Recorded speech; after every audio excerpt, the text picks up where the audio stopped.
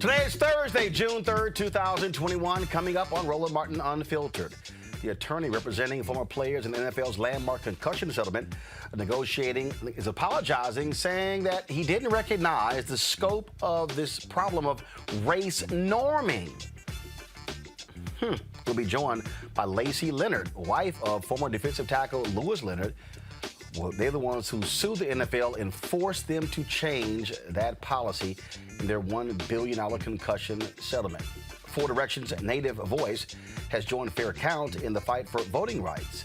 We'll talk with Four Directions founder O.J. Siemens about the importance of the Native American vote. South Carolina State Senator Mia McLeod is making history as the first black woman to run for governor of that state. She joins us today on the show. Plus, President Joe Biden offers little hope for the passage of H.R. 40, saying that it's not going to pass in the United States Senate because they only have 50 Democrats. And in Ohio, a Memorial Day event, organizers cut the mic of a retired Army Lieutenant Colonel when he tried to address the role that black people played in the role of the holiday. Yeah, they cut the mic. And we remember the life of an esteemed documentary editor, Louis Erskine, who passed away at the age of 64 of cancer. It's time to bring the funk on Roland Martin Unfiltered. Let's go. He's got it. Whatever the biz, he's on it. Whatever it is, he's got the scoop, the fact, the find. And when it breaks, he's right on time and it's rolling. Best believe he's knowing. Putting it down from sports to news to politics. With entertainment just for kicks, he's rolling. It's on go, roll, y'all. It's Roland Martin, yeah. Rolling with Roland now. He's funk, he's fresh, he's real, the best, you know he's Roland Martin now.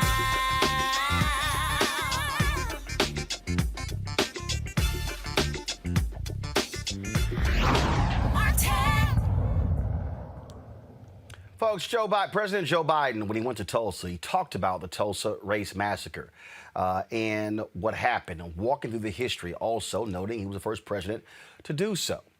Also there, members of Congress, CBC members, who have been pushing H.R. 40, which is a bill that would study the impact of slavery, potentially leading to reparations. Yet privately, he has told folks at the Senate, the votes simply are not there. I've been saying forever that I don't trust white folks are going to vote for reparations. They want me to vote to study H.R. 40. Congressman Jim Clyburn of South Carolina, who runs the whip count in the House, told us a week ago today they did not have the vote. So the question is, what is the path forward for H.R. 40? Let's go to my panel. Dr. Greg Carr, Chair, Department of Afro-American Studies at Howard University. Reese Colbert, Black Women in Views. Glad to have both of you on the show. Later we'll be joined by Amisha Cross, Democratic strategist. Greg, I'll start with you. You have been very much involved within COBRA efforts to get reparations. I have said consistently, you got to have votes. Clyburn says they don't have the 218 in the House. Biden is saying even if they get the 218 in the House, Senate votes are not there. What's next? What happens? What should happen? It's really not that difficult, Roland. It is and it isn't. It's a matter of political will. No one is accusing the Congress of courage. Well, that's not true. I think the white nationalist party has screwed up all the courage it can with its bird chest to support white nationalism. But as far as Democrats are concerned, there are not many profiles in courage. But it's fairly straightforward. As you said, H.R. 40, since Congressman John Conyers has introduced it years ago, has been introduced just almost every session. It's finally there. It doesn't have the co-sponsors yet, but we're hopeful that it will get the co-sponsors. But that's really one track. The other track is simply to appoint a presidential commission. And quite frankly, I think that's what some folk have already begun to do. I think there are some academics, Sandy Darity being one of them that comes immediately to mind, who are quietly lobbying the Biden administration because everything that is called for in H.R. 40 could be done by executive order. And quite frankly, that's what I expect to happen. And I think politically, that is a strategy that's not only not off the table, I think very quietly that would probably be the most effective way to move forward at this point. So with that, Reese, again, when you map out what a strategy is, and that is this here, okay? The House still has to vote.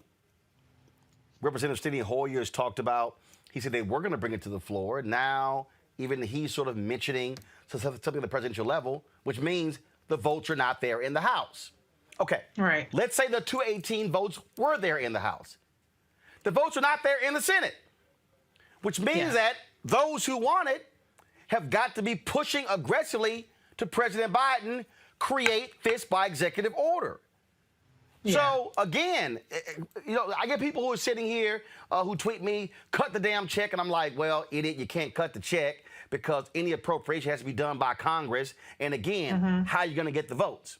Okay? And so do you believe that the attempt should be made to vote in the House? Because here's the deal. If you're Clyburn or Congresswoman Sheila Jackson Lee, do you want to bring up H.R. 40 in the House knowing full well you don't have the 218 because you risk losing?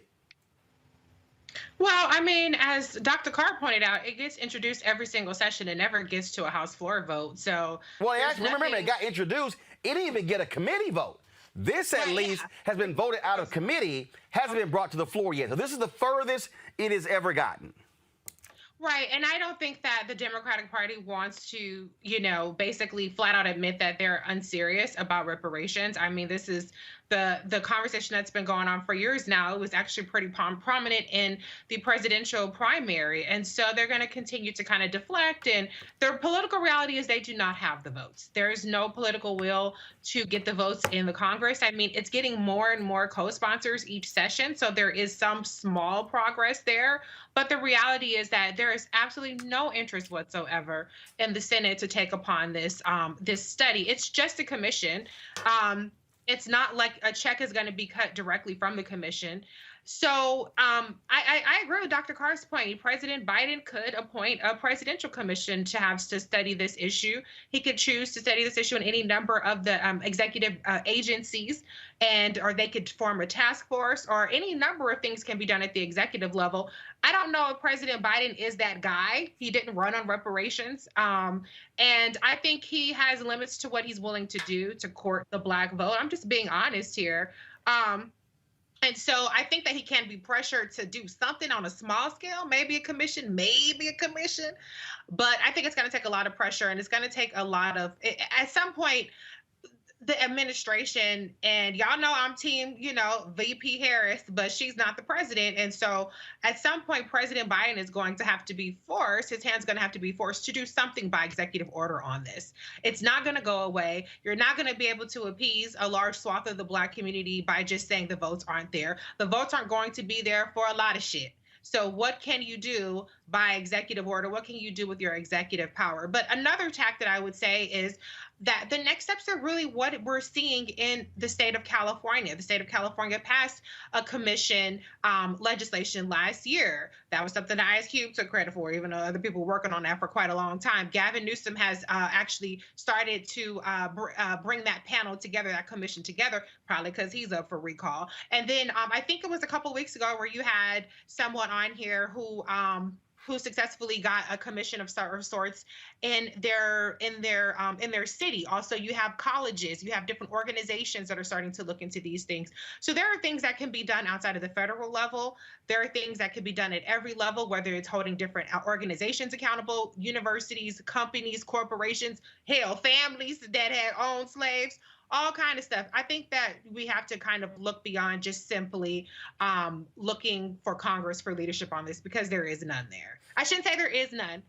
There's leadership there, particularly from the CBC, but leadership and results don't always go hand in hand, unfortunately. See, Greg, it's interesting. I love these people out here who say, Roland, you called reparations a pipe dream a decade ago.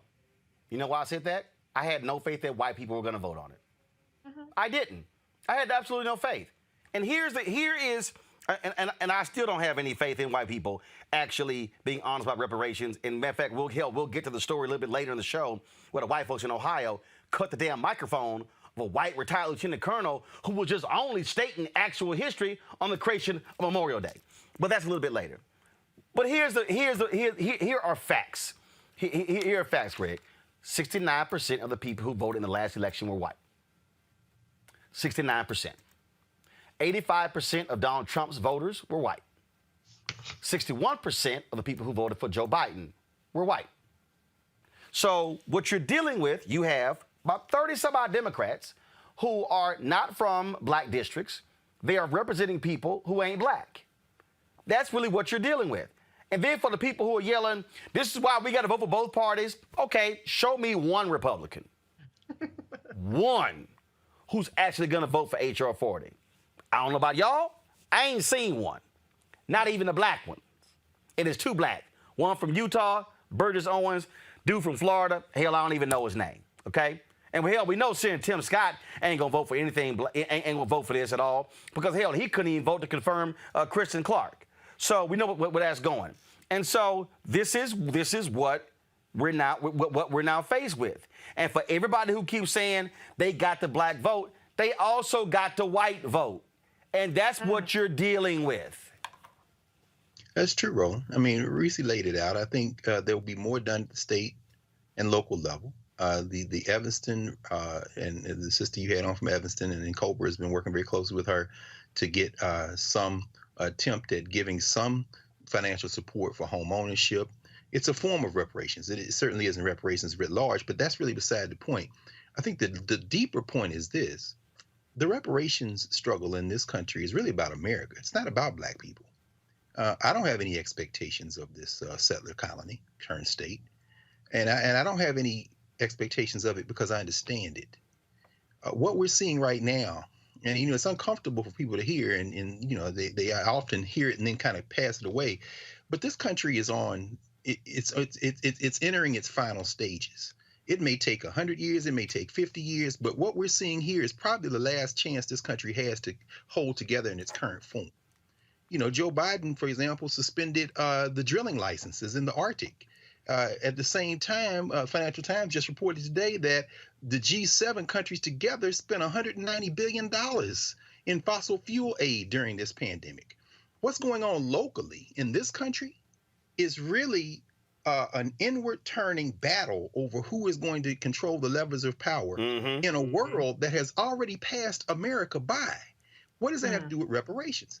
Reparations isn't just about cut the check. Reparations isn't just about financial, compensation or redressing. Reparations raises an essential question. Is this going to be a country or is it going to eat itself? And quite frankly, all the signs point to it eating itself. So, no, I mean, Joe Manchin and Kristen Sinema, sure, they're a problem. But then so is Karine Jean-Pierre when she says at a press conference yesterday when Biden's on his way to Tulsa, oh, yeah, the president supports a study, but he's more concerned with dealing with systematic racism as it exists right now. Okay, sis, let's be very clear. That type of statement is absurd. It doesn't even make sense. But understand what you're doing. Reese just said it. This is politics. Politicians aren't courageous leaders and heroes. And so, yes, first of all, let us continue to push, okay? And if we can get it to the floor, vote. Why? Because whether it passes or not, this is the litmus test. Right. Be on record. Be on the record because, see, what these white boys and their mascots like Senator Scott have decided, they're going to die on this hill. But what they don't understand is they're going to die on this hill. And I think they don't think they seem to believe in something that doesn't exist. That something is a nation called the United States of America. The reparations test isn't a test of black. It's a test of whether it's going to be a country or not, because we ain't going to just die. You understand? And the demographics are trending against them. We'll talk more about it, Roland, because it sounds like every story you got tonight is more and more evidence of why reparations, it would be a better bet to invest in reparations than it would be to say no, because if you don't, we've already crossed the line where we say we're not going to take this anymore. This is why what I keep saying, Reese, and I've been saying it consistently now for 12 years. When I drop this book next year, it's going to really explain it. We're dealing with white fear. We're dealing with white fear not just from conservatives. We're dealing with white fear from liberals, white fear from Republicans, white fear from Democrats. We're dealing with people, some who are overt and some who are covert. January 6th was all about white supremacy, white nationalism, and white fear. That was no different from the Reconstruction period in Wilmington and the 100 race massacres that took place all over the country. This is what we are seeing. What we are now dealing with, and we're going to deal with it next in the NFL story. What we're dealing with, Reese, is white folks not being able to handle that. That's why when Greg talked about settler colony, they cannot handle with the redefinition of what it means to be an American. They can't handle that we, now get to actually say what an American is, what a patriot is. We now get to have a say in it. And what's killing them is they have been able to define America through their white prism all of these years. And now it's like, damn. Now they gotta say so. That's why the voter suppression thing is there, because they are trying to stop what is happening. And they're trying to stop it because their children are sleeping with us and marrying us. They're trying to stop it because now their kids are learning history and not his story. And they're just sitting here going mad like, what? Oh my God, what can we do? Because an invasion is going on. It's an invasion against stupidity. That's what it is.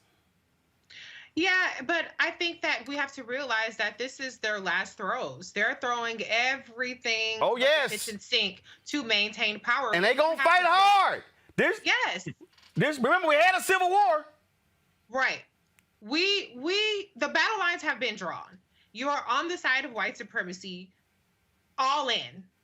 And I'm not going to say there is a side that isn't on white supremacy, because let's be honest, this country is a white nationalist country. Let's just be honest about that. There's white nationalism that allows us to have a little something, and then there's white nationalism that says, hell nah, y'all N-words can't have a damn thing. Okay, so that's kind of really the spectrum that we're really all operating under, because we can't get that much progress. I mean, we haven't made that much progress by any metric. If you just look at the economic progress, if you look at the wealth gap, if you look at the health disparities, a number of things, education, and let's not even talk about criminal justice. We haven't made a lot of progress in there, but the battle lines have been drawn. And when you have somebody like a Joe Manchin and a Kristen Sinema saying that they don't want to break democracy by getting rid of the filibuster, what they're saying is they don't want to break the way democracy works for the white minority rule that's coming. They want to maintain that white power. That is their allegiance first and foremost. So what we have to do is we have to realize that white folks, white nationalists, are not going to have a crisis of conscience.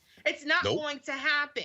And so what we have to do is to be more strategic. When we're talking about reparations, are we talking about cut the check, or are we talking about repair? Because if we're talking about repair, if we're talking about restoration, then we can be strategic about that. We can support strategic policies that get us closer to there. If you look at what just happened with the American Rescue Plan and the effects on child poverty, that has a disproportionate impact for the Black community. When you talk about closing the home ownership gap, that has a disproportionate effect on our community. And so what we have to do is we have to move away strategically. I understand on an emotional level, I understand on a moral level why people want to say Black and nothing else, Black and nobody else. But on a strategic level, we have to identify the areas in which we are hurting the most and support not only just the politicians, but the policies, and get educated on those, on how we close that gap. Because it's never going to be a time where, first of all, the Supreme Court has already put to bed any kind of federal strict racial quotas. Like, as close as you get is the Alaska Natives. If you look at all of the government, federal contracting and things like that, that's a very specific group that's called out. Black folks, not so much. So we have to realize the political reality and get smart and get strategic and push for those things that help get us closer. What President Biden laid out were things that get us closer.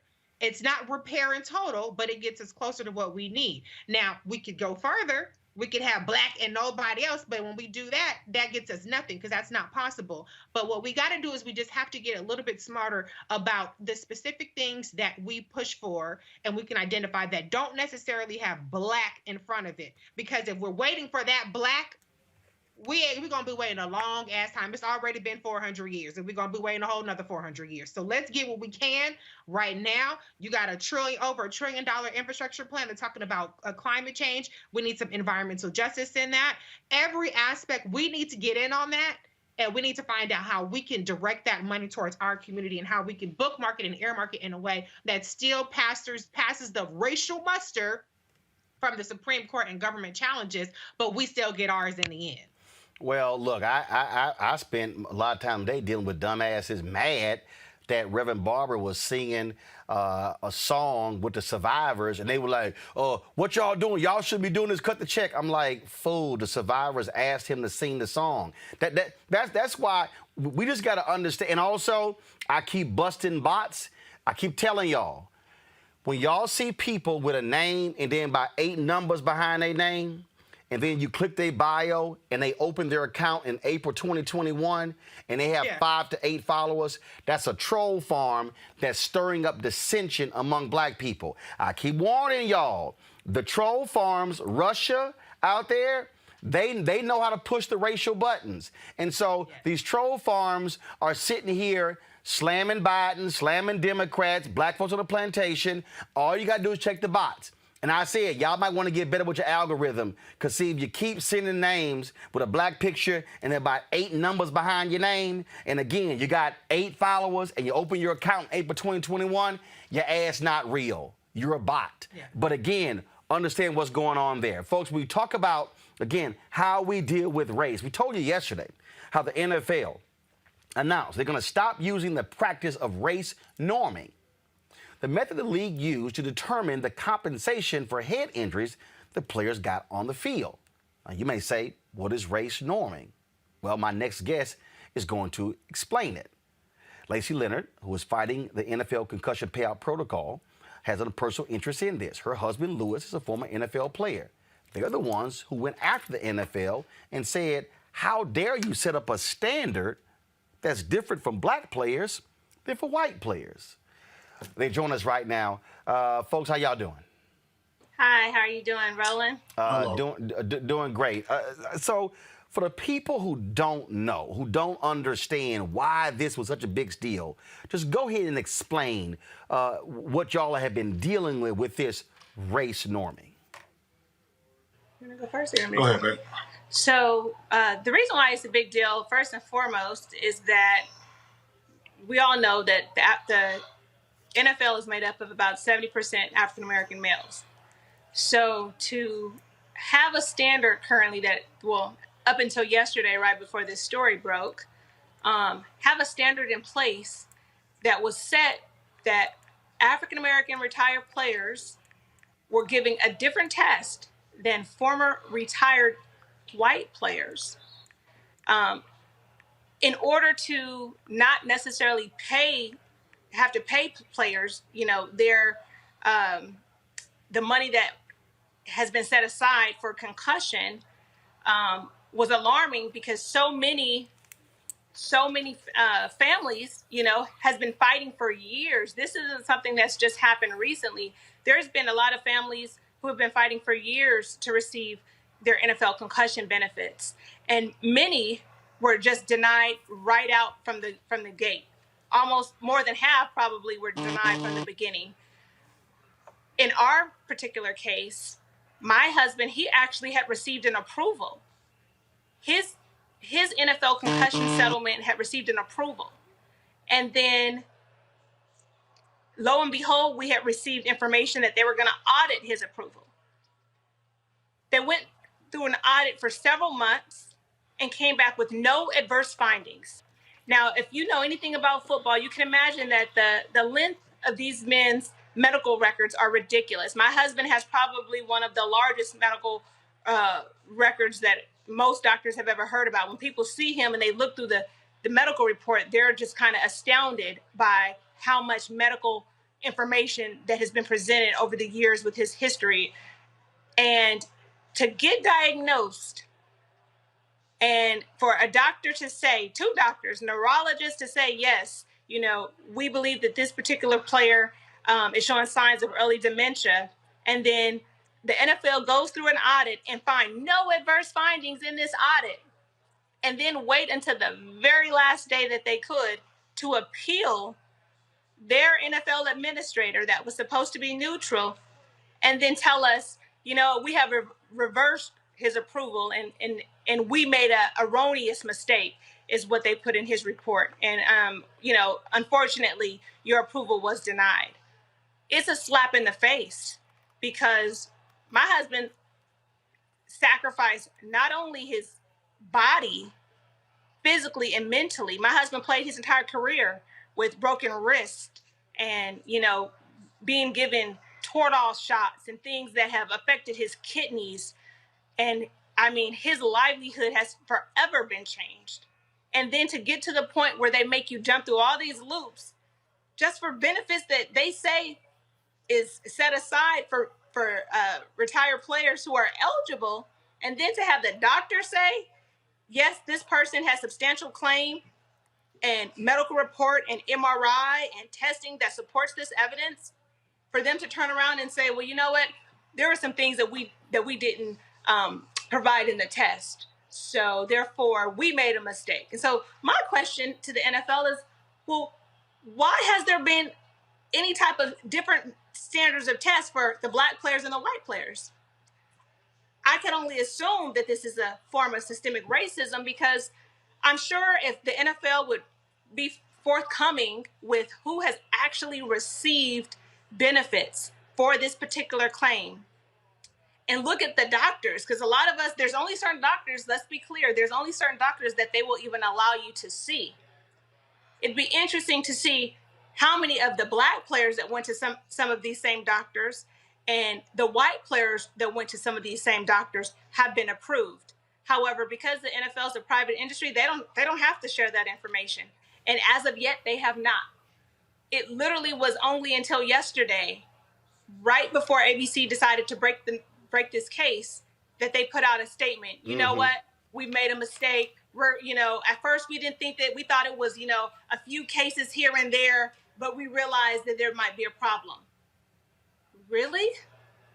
They have no idea what my husband goes through every day. This is not a thing that just he goes through. This is a thing that I go through. This is a thing that our children goes through. It has affected our entire family. And so to see them just kind of try to brush it under the rug, like it was a mistake, we'll fix it. I think that especially the black community should be outraged. We dominate the NFL. Those are your brothers, your fathers, your big brothers and cousins that are out there on the football field. When they're out there, it's not a black or white thing, and it shouldn't be. It's about a team. It's about a championship. The fact that they have literally been getting away with this until someone said, you know what? I need to speak up. This isn't right. That is why we're here. That is why it's important. That is why we're so passionate.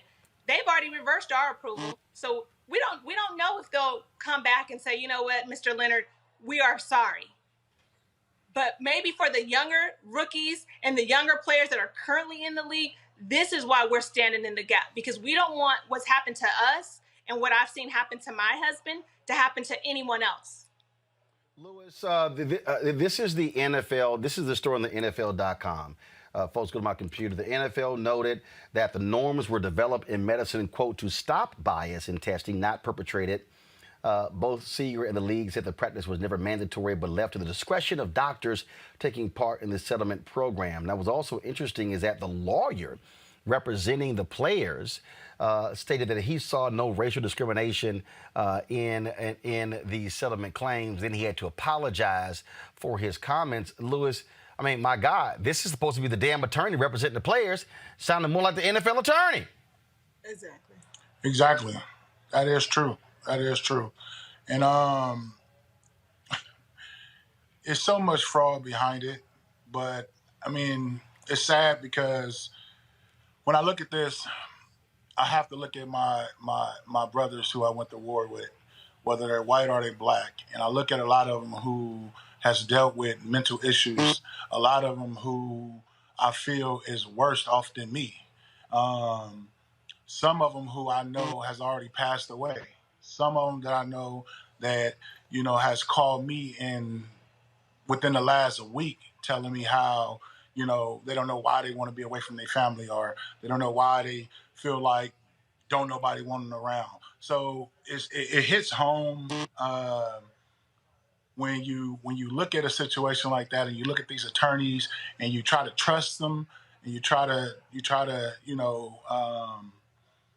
try to confide in what they're doing, and then you find out that they stabbing you in your back, and that's really what it is. I know your boy Chris Siegel. He talks about how, well, I guess he said it was an apology. I didn't take it as an apology because he admitted that he knew about it, that it was racism. I mean, that it was race norming in the beginning, but he thought it was only Case by on case. a case by case situation. Okay. Well, if you knew that, then why you didn't stop it then? But not until we bring light to it that you try to backtrack and get out in front of it, and then want to tell us that, hey, I still want to defend you. I want to make it right. I think it's BS. I truly do. Lacey, if it wasn't for the wives, this wouldn't be an issue. I'm not diminishing the players, but the reality is you and other wives are having to deal with the after effects of what your husband and other players are facing. You're the ones having to deal with dealing with the mood swings, the changes, and being in essence the caretakers of these men. And when you mention, these younger players, I think about when these contract negotiations come up for collective bargaining. And a lot of players are only thinking about themselves in the now, but not thinking about 20, 30, 40 years from now. And a lot of older players have been highly critical of younger players not understanding their plight. Right. I mean, honestly, Roland, it's when we look back and think about when we were, in our 20s, over 10 plus years ago, I don't even think we would have been thinking that. We would have never thought about what we're going through now, the neurocognitive impairment. It wasn't something that we had even heard about. It wasn't really talked about. 15 years ago, people were not talking about the ramifications. Not to say that it wasn't happening, but we weren't really aware of it. And for a lot of the younger players, I understand it. They're young. They're not thinking about 10 years from now. The average NFL player only plays, I believe, three years, maybe 4 years. So these young men, they're not thinking about what life will be for them in the next 10 years or the next 20 years. And we have to be transparent. It's important for us to be transparent. Lewis and I, we are one of those NFL couples that came out. I think they said most NFL marriages probably end in divorce. About 80% of marriages in the NFL end in divorce within the first 2 years. That was my husband and I. We were college sweethearts, been together all through college, all throughout his entire NFL career. And then within the first 2 years of transitioning from life after the NFL, we found ourselves in a divorce and went through a divorce.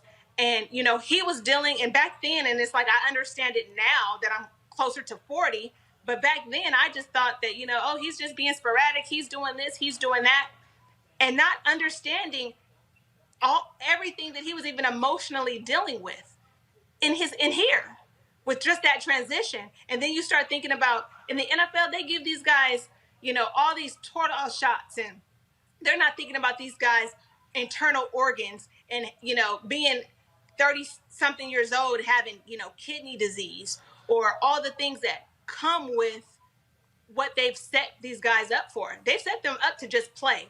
They have not set them up to live after football once it's over. And I'm not talking on a financial aspect, but even on an emotional aspect. Mental health is so big. And it wasn't until me and my husband got to going through what we're experiencing that we realized how important mental health is. I mean, it's really increased our awareness of how important it is, and also tapping into the resources that are available, but then also wanting to turn around and give back.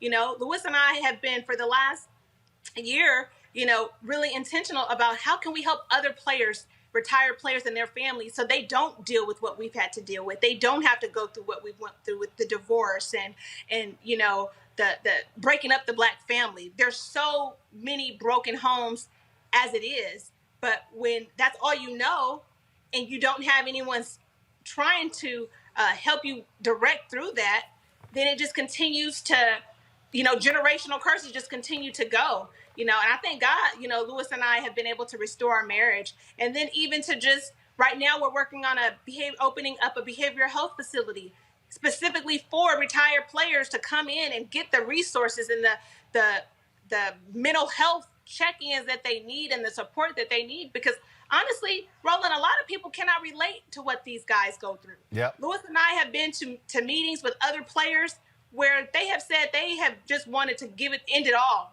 You know, right there on I want to end it all. And you sit there and you think, wow, some of these players are people you've seen win Super Bowls, or, you know, they might have massive amounts of money. But if you're not happy internally or even mentally, look how damaging that is. We just saw a young man kill himself, but not only did the NFL player kill himself, he killed a doctor. He killed the doctor's wife, grandkids, children. So mental health is such a big deal. And imagine knowing that you have all these issues with neurocognitive decline and depression and mood disorder, and you constantly hearing all these doctors tell you all these things wrong with you, and then you get in front of the people that says, you know, we're going to help you, and, you know, this is a brotherhood, and then they slap you in the face and say, oh, wait, we didn't administer this part of the test, so we're going to go ahead and reverse that. So what part is it? Is it the black part? Is it because you didn't include the black part, or what exactly is it? And that's the part that is just it's just hurtful. It's so hurtful. And it's sad that in 2021, Black folks, us, we're still sitting here going through this. We're still going through this. Lewis, obviously for a lot of players, when the cheering stops, it's a whole different world. How often are you communicating with your former NFL brothers about what y'all are dealing with? And this question is often asked. Do you regret putting those pads on? I don't regret it. I don't, because it has helped me to experience some things that I know that I would have never experienced. It helped me to escape some things that I know that I never would have been able to escape. It has helped me to live a life for providing for my family. But also, with all that, you go to war, as somewhat as we look at it, you go to war on the football field and you do all you can do for these organizations. And the thing about it is, you're so happy to get into the league, and once you get in, you realize how political, how cutthroat, how just whatever other word I can use, but it's not a good. Once you win it, it's a lot of people say it's harder. Well, it's harder to stay in the NFL than it is to get there. And the reason being is because you got to put your body through so much, right? And I'm not crying from that. I'm not sad from that. It's just what we do. But once we're done, and you go and you have, you're dealing with issues. And I think I probably dealt with, before I even found out about that I was dealing with depression, anxiety, and other things, I probably went for about 5, 6, 7 years before I had any clue of why I was feeling the way that I was feeling. And tell you the truth, Roland, like, even before I got done with the league, I was feeling things that was taking place in my mind, and just how I felt. I didn't even realize that I was going through depression even when I was in the league. Sitting on the bench and realizing that I really don't even want to be here. But then I realized how many times I had concussions, or how many times I blacked out and went back in the game, or how many times I blacked out and stayed in the game, or how many times I went home and had headaches where the room is spinning and I'm just kind of dealing with it. And then I show back up the next day like nothing's going on. Or like you say, even once you're done with it, we really don't talk about it. Teammates and some of the guys that I deal with, we really don't talk about what we deal with unless it like comes up and we just, somehow we just kind of touch on it a little bit. But when I first got done, I didn't talk to nobody about nothing. But I think once we started to gain awareness about other people talking about it, then it made it a little bit more comfortable for us to come out and talk about it a little more. But still today, I know that I just throw dirt over things. I don't come out and express my stuff as much as I should. And I hate it. Tell you the truth, I didn't even want to be on this call today. I've been in my room all day, laid up because, I mean, it's just what I deal with, you know. And although I didn't want to be on this call, I got a wife here that tries to get me up and try to hold me accountable and try to do things to help me to just live a quality life. And I trust in her for that. But it's hard because I know it's a lot of guys out there struggling. But to now, and I'll tell you the truth, I got my phone ringing, and a lot of my guys who played, they had no clue about race norming. I didn't have no clue about it when I was sitting here with my wife trying to read the denial after we had got approved, and I'm studying hearing, well, the doctor didn't add the norms. The doctor didn't add the norms. I'm like, what is the norms? And lo and behold, we find out that there's race norming. So, but to go back to it, it's hard for us to talk about some of the things that we go through because we spend so much time being a big guy, being a strong guy, being the guy that everybody look up to. So when you're done, it's bad enough at the fact that you're done. If you wasn't fortunate enough to play 17 years or 15 years and retire, you kind of feel bad that you're done. And then you kind of feel bad that you feel the way that you feel because you're supposed to be this strong man. You're supposed to be this warrior. You're supposed to be somebody who can endure everything. But it's not like that.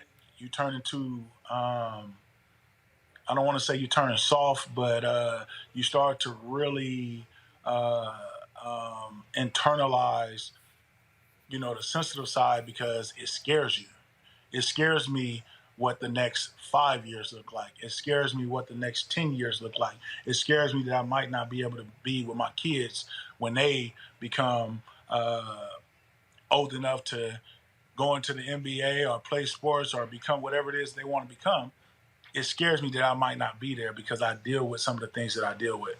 So once again, me and my wife is just trying to stand in the gap that we can find answers, continue to find answers for ourselves, because I want to find answers to better myself.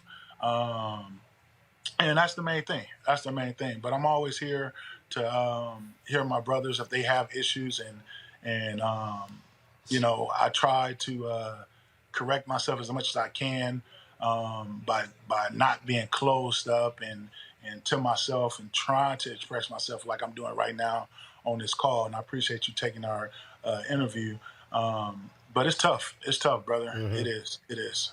Well, Lewis and Lacey, we certainly appreciate your courage, continuing to fight. But Lewis, you did make one mistake. You should have one regret in life. Wearing that shirt on my show. I forgot you was on the wrong side. You see this shot right here, Lewis? I told him to zoom in on the camera just for you. I knew that was I knew that was gonna get a laugh out of you. So you made one mistake, Lewis. Yeah,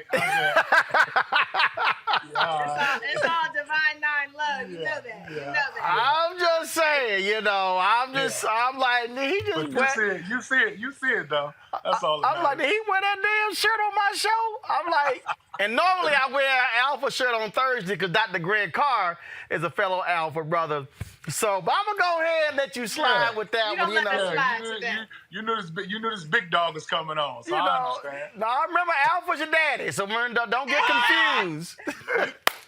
I appreciate both of y'all coming on, and Lacey's good. My wife's a Delta, so tell my story. Thank you so much. I would do that. Y'all keep swinging anytime. Y'all are welcome back anytime.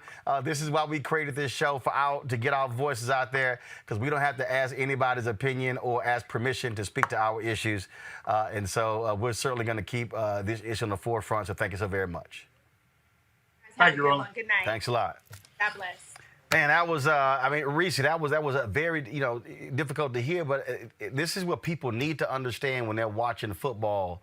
If they're watching football, college football, high school football, pro football, what these players are going through. Yeah, it was just really heartbreaking. Shout out to Black women. Shout out to Mrs. Leonard because if nobody's gonna have your back, if nobody's gonna fight for you, a Black woman's gonna fight for you. That's for damn sure. But it was very heartbreaking because you know what the reality is that these players are still looked at as mules. They're mules in terms of they're cash cows. They're mules on the field, and their humanity is denied. And just to hear the impact that this has on a mental level, not just for him personally, but on his wife, on his family, and the long-term implications of this is just terribly heartbreaking. But I'm just so grateful for their transparency and really bringing light to this, because this is an issue in terms of mental health that's just not really talked about enough in our community. It's certainly not talked about in terms of celebrities. I know Naomi Osaka is kind of the topic of conversation this week, but people kind of look at Black athletes, Black celebrities as they should just be happy to be there. And what do they have to complain about? What kind of mental health? Why would they have any mental health issues and things like that? But the reality is there can be physiological reasons behind it and a number of reasons that are driving it. So it's really important to have this conversation. And this isn't just an NFL problem. This is something that we have if you want to call it race norming, but there are formulas that determine whether Black people get organ transplants. There's adjustments that are made that were even when Black people go and get medical care and they're asked to rate their pain on a scale of 0 to 10, and healthcare providers consistently don't believe Black people are in as much pain as they say they're in. Yep. We have Black maternal mortality, which is 3 to 4 times more than white women. Black infant mortality is significantly higher if Black infants are born to white doctors, and so there's so much medical racism throughout the entire spectrum. And Right. It's so deeply ingrained, not just in the NFL, but in every aspect of our society. So I appreciate them for bringing light to this. It's incredibly disgusting, but I hope that they get some sort of justice in this case. Amisha, this is why I keep trying to explain to people, when people are fighting for billionaire owners over the interests of players, understand this is why you are screwed up. Absolutely, Roland, and thank you so much for having that couple on, because I feel like a lot of this story has been lost. The initial response when the story broke last year around race norming and what was going on wasn't one of sympathy. It wasn't one of care or concern, particularly because the nation writ large doesn't care about Black people, but also because the human element, the fact of the matter of these former players who have had serious concussion issues, they go back to their families. They often have mental health issues. They often cannot emote to them or be emotional in the same way. They can't relate to them in that way. A lot of these families break up. A lot leads to abuse. It's a very sad and horrible situation. But I think that what we also have to remember, to Reese's point, is that race norming happens in almost every field. I think that when we talk about medicine in general, we have to go back to the roots of how medicine was created in this country. And that scientific process was not so scientific in saying that Black people had smaller brains, and saying that Black people were not intellectually capable, and saying that Black people, because they couldn't learn, were more fit to work in the fields and do these things that didn't require them to have an education. I think that we still see that today. That same pseudoscience was used to say that Black people didn't feel as much pain. So I think that we're continuing to see this ratcheted up in various ways across multiple industries. And the NFL is one that is bought and sold from Black people. There would be no NFL without Black exceptionalism. So to watch the NFL push so hard to even have had race norming in the first place, we never should have gotten to the point where it had to be dismantled. It shouldn't have ever existed. And my problem with that is that there's so many Black men who have fought against it who were not heard. There's so many people who are still out there now. Many have been buried because of serious concussion issues. And the NFL owes everything to Black people. They owe everything to Black men because Black men are the damn league. Greg, it was a serious topic. I did not want to turn to a Greek fight, but I figured that brother he needed a smile. And when he said it was hard for him getting out of his room, I knew that was going to bring him a flashback to bring a smile to his face. Yeah, and that was beautiful, brother. I mean, my own brother-in-law, Randy Fuller, went the wrong way. Rose Psi, Omega Psi Phi at Tennessee State. But he also played defensive back for Tennessee State, and he played enough years in the league, 6 or 7 years in the NFL, to qualify for a pension. And that's important to understand.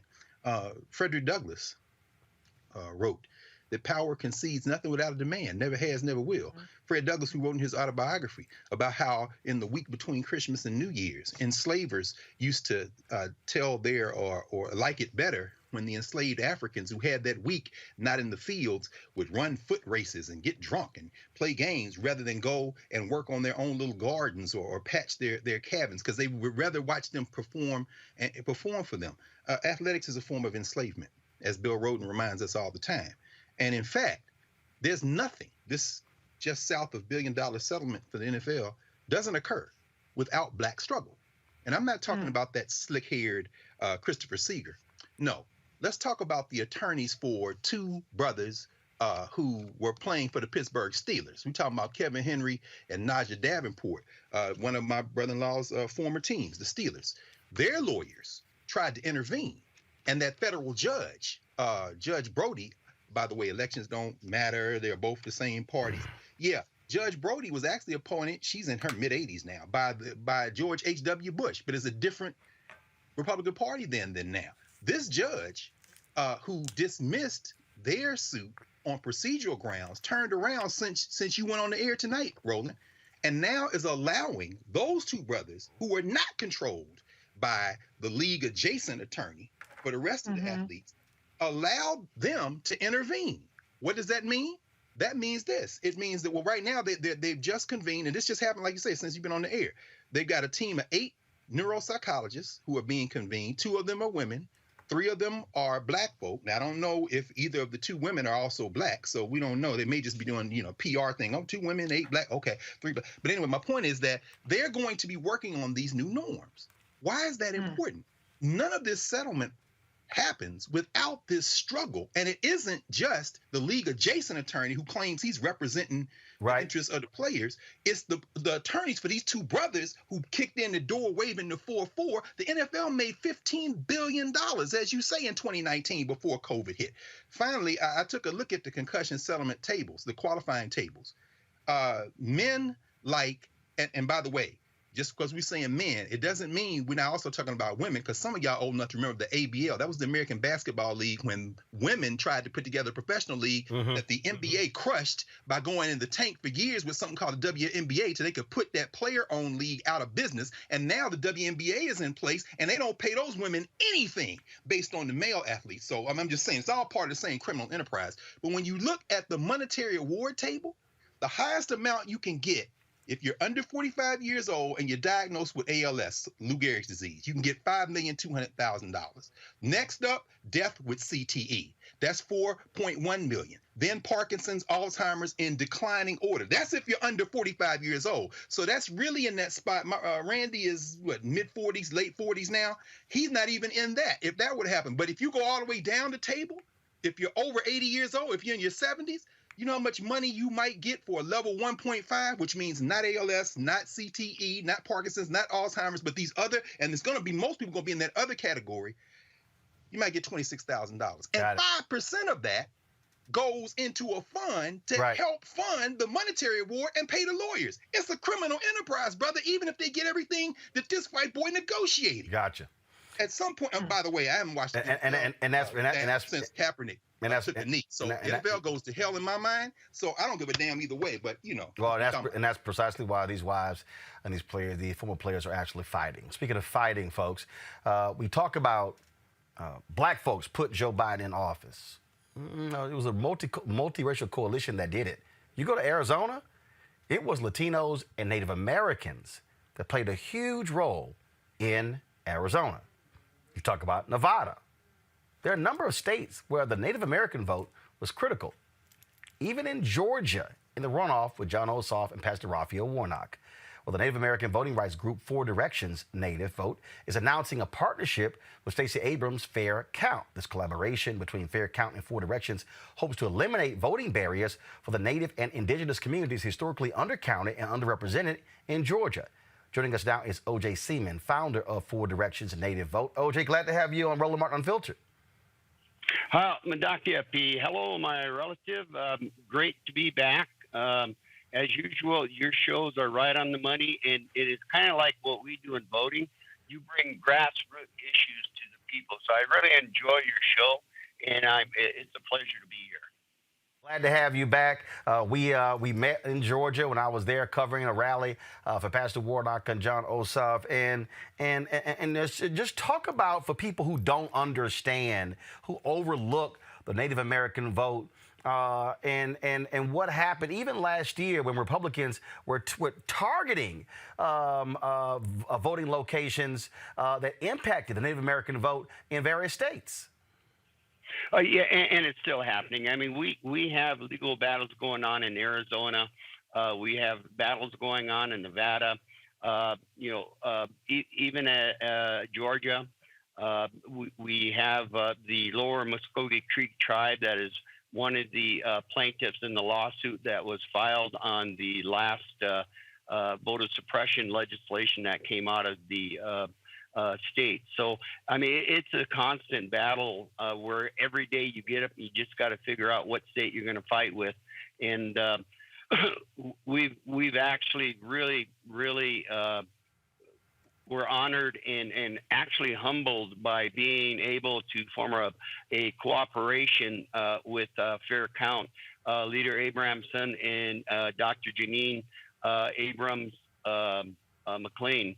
Our culture, I'm a Lakota Sioux, but our culture, the women were always the backbone of our culture and what we've done. And so to be able to team up with such a fantastic pair of young ladies, it's really humbling.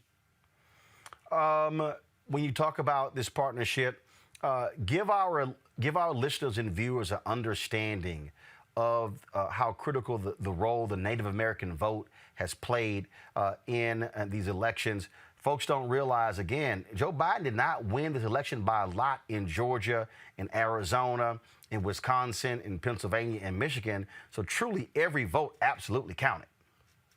Oh, and it did. I mean, in Arizona, it was 11,000. I think the former guy, I can't remember his name, was basically saying, can you look around and find me 11,000 votes? I mean, that's how close it was. But in Georgia, when we worked there, we turned out in Georgia, North Carolina, and South Carolina. Individuals can identify their race when they register to vote. Well, we turned out 71% of those that registered as Native Americans in Georgia. And what's really interesting about this is that, the Trail of Tears in Andrew Jackson, he went through and tried to do the extermination and removed, well, he thought he did, removed all of the natives from the state of Georgia. There's 100,000+ Native Americans in Georgia. And so now one of the things that's really important in teaming up with Fair Count is teaming up together to identify not only Native Americans, but to also do voter registration drives in order to increase that number. We do know with some of the hardships that they're putting on in this voter suppression in Georgia, that we also not only have to fight those, but we also have to increase the actual turnout. You have an election coming up here because Senator Warnock was a special election. He's up in 2022. And so what we need to ensure is that when people register, they come to the polls, they vote on issues that are going to affect people of color, and especially in Georgia. And we need to get the numbers up that we, even higher than we did in 2021. Well, as absolutely great. Last question for you. 2022 midterm elections. You got Senate races in Arizona. A lot of folks not happy with Kristen Sinema, how she's operating. And so what are the states your organization really is focused on when it comes to these Senate and congressional elections? Well, of course, Georgia. I Yep. think I'm trying to make that my home now. We're looking at Nevada, we're looking at Colorado, and we're looking at Michigan. And we have always worked in Arizona over the years. We've actually teamed up with the Navajo Nation a few years ago and filed lawsuits in order to establish more satellite offices and more hours. People don't understand in a lot of places where they set up early elections, they usually set it up in a county building or a municipality where not many people of color are. And so we're really pushing for more satellite offices and given equal time for people of color to be able to show up and vote early and register early during the prior to the 2022 election. All right, then. Well, OJ, I certainly appreciate it. Certainly glad to hear what the partnership you're doing with Fair Fight, and look forward to getting out there on the golf course with you. All right, sounds good. I'll look up the Las Vegas Tribe of Nevada has a beautiful golf course. I'll give them a call. Hey, done. Let's make that thing happen. I appreciate it. Thanks a lot. Pleasure. I appreciate it. See, folks, this is why it's important for you to watch Roland Martin Unfiltered. We don't deal with mess. We don't deal with gossip. We're not dealing with all that other little silly stuff out there that some folks tune into. This is about issues that matter to us. This is about reaching out and being able to have folks like OJ and Native Americans, giving them a voice for the issues as well. That's why we want you to support what we do for our Bring the Funk fan club. You can join. Of course, our goal is asking 20,000 folks of our fans each year to give just $50 each, $4.19 a month, 13 cents a day. You can do so by going to Cash App, $RM Unfiltered, PayPal.me/R Martin Unfiltered, Venmo.com/RM Unfiltered. Zelle is Roland@RolandSMartin.com, Roland@RolandMartinUnfiltered.com. A lot of people have asked me, hey, why don't you go to a subscription model? Here's why. We've had people who support our show who can't afford to pay $4.99 a month or $5.99 or $6.99. We've had some people, all they've given us is $1. I'll tell you, when we were in Tulsa, people literally walked up to me and put checks in my hand, put cash in my hand. They support what we do, and so we want you to do so as well. We've got several thousand of you who are watching right now on YouTube and Facebook and Instagram and Twitter. A lot of y'all are riding for free, but remember, your dollars makes it possible for us to be able to pay staff, be able to travel, and cover the stories that matter. When we come back, we're going to talk to a sister who is running for governor of South Carolina. Yeah, that's South Carolina. That is next on Roland Martin Unfiltered. When I managed a team of 5,000 as vice president of AT&T, I led by empowering my people. I'm Deborah Peoples, and that's exactly what I'll do as mayor of Fort Worth. Together, we'll get small businesses moving again, invest in our neighborhoods, and we'll support our schools to help kids catch up after COVID. On Saturday, June the 5th, I'm asking for your vote. I'll be mayor for all the people to build one Fort Worth. Black women have always been essential. So now how are you going to pay us like that? And it's not just the salary. I mean, there are a whole number of issues that have to support us as women. Yeah, but that's what we deserve. We shouldn't have to beg anybody for that. And I think that we are trying to do our best as a generation to honor the fact that we didn't come here alone and we didn't come here by accident. I always say every generation has to define for itself what it means to move the needle forward.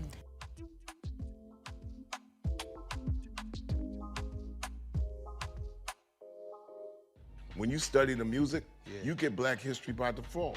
And so no other craft could carry as many words as rap music. I try to intertwine that and make that create whatever I'm supposed to send out to the universe. A rapper, for the longest period of time, has gone through phases. I love the word. I hate what it's become, and to this generation, the way they visualize it. Its narrative kind of like has gotten away and spun away from, I guess, the ascension of Black people.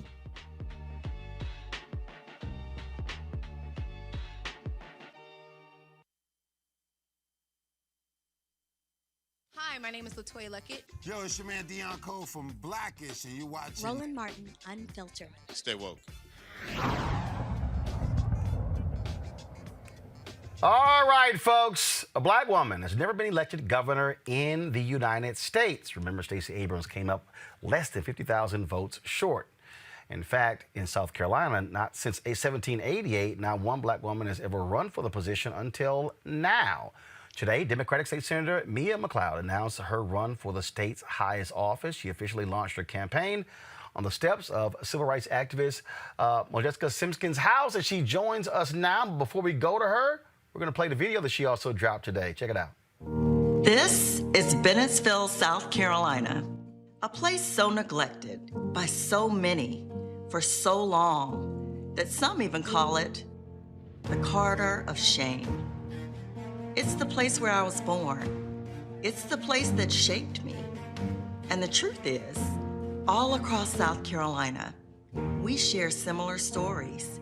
Stories of love, of faith, of defying the odds.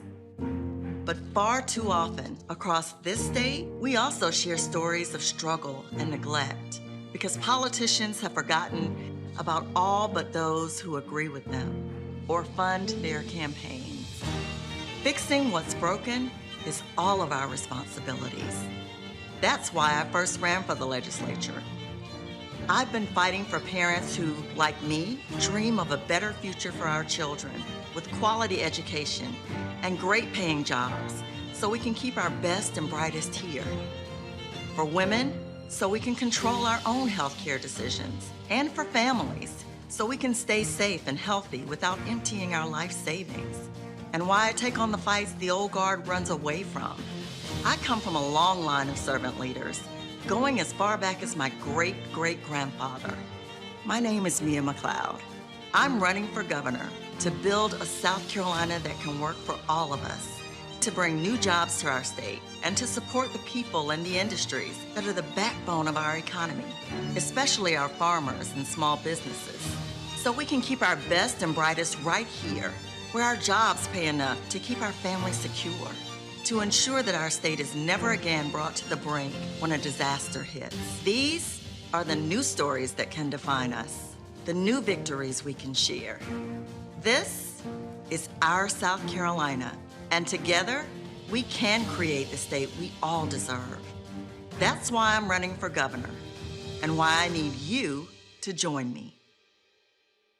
Well, Mia, glad to have you on the show. First question I keep hearing from people, Lord, we talking South Carolina. Does this sister have a shot?